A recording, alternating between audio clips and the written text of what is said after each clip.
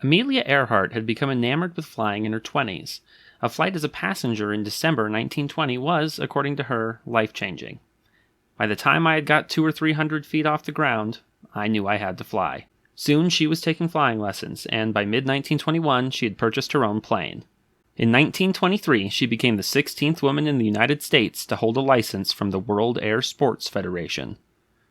Learning to fly alone didn't make her a household name, and during the 1920s, the fortune her family lived off of steadily diminished. She was forced to drop out of school at MIT and took work as a school teacher and social worker. But soon she would get her big break. In April of 1928, she received a call and an offer to fly across the Atlantic in a plane, sponsored by Amy Guest. Guest was the daughter of an industrialist and married to the prominent British politician Captain the Right Honourable Frederick Edward Guest.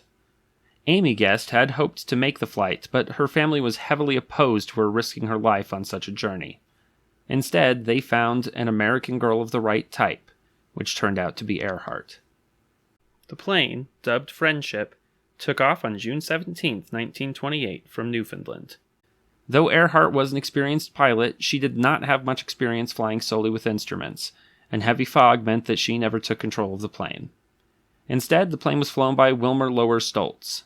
Along with mechanic Lewis Gordon, the three made the flight from Newfoundland to Bury, Port Wales in 20 hours and 49 minutes. Though she didn't fly the plane, she had become the first woman to cross the Atlantic in an airplane, and she received significant news coverage.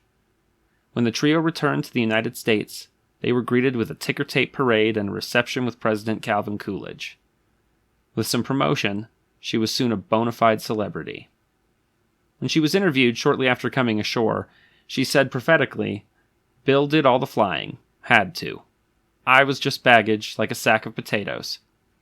Maybe someday I'll try it alone."